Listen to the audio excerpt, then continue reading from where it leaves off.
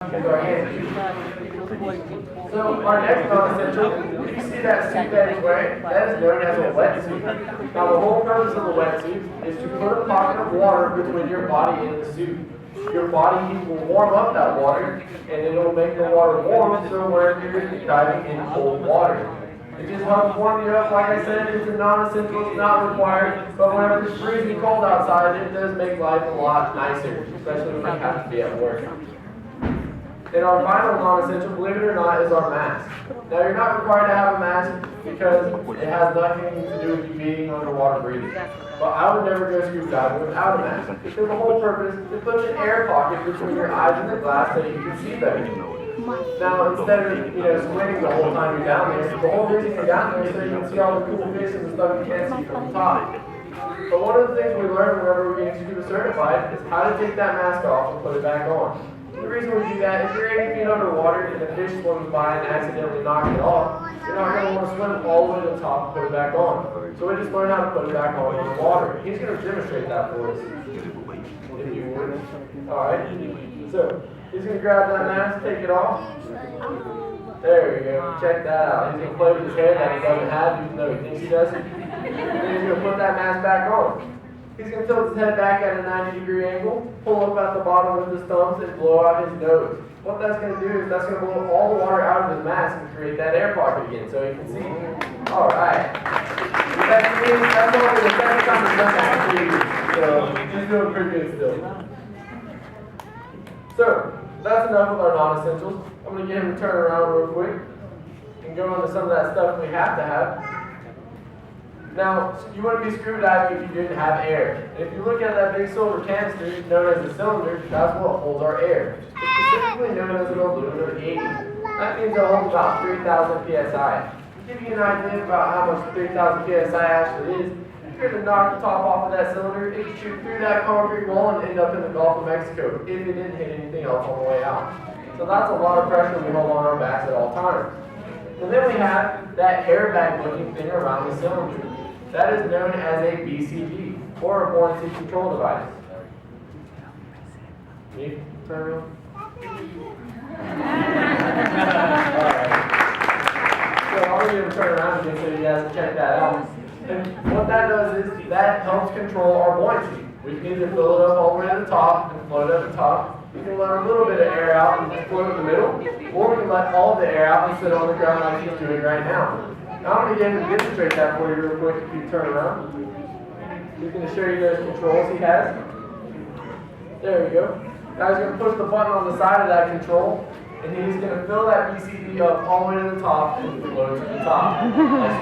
Alright. Now that is known as positive buoyancy. Positive buoyancy you don't really want to use as a scuba diver because you have all that equipment on and you're actually there to dive deep so you can see all the cool stuff you can't see from the top of the water. But we have to use positive buoyancy so we can get on and off the boat and in emergency situations. Now we're going to let some of that air out and float in the middle. That is known as neutral buoyancy, as soon as you can get down to it. Now, it's a lot harder than it looks because you have to let out the perfect amount of air just to float in the middle. And as you can see, he let out just a little bit too much. But if he was neutrally buoyant, he would be right in the middle, and that is so you can see all the beautiful fish. That's where every scuba diver wants to be, because that's where all the good stuff's at. And then, as you see, he's just sitting on the ground. That is known as negative buoyancy. You never want to be negatively buoyant because you're just going to kick up all the algae. What? What's that? He doesn't know. Alright, I guess he doesn't know. So, you're just going to kick up all the algae and the sand and the fisheries and stuff. What's on the piece of paper? No, he's not going to tell me. Alright. So, he's a funny guy. So, our next essential, he's going to show off his pressure gauge, and that just tells me how much air he has. And, you just want to watch that because whenever you run out of air, that's not going to be, you need to turn that around so we can see it. See, not only at golf mode, we train animals, we train people too. Sadly, we're not good at training the people. Yeah, there we go, alright. So he has about 1,500 psi.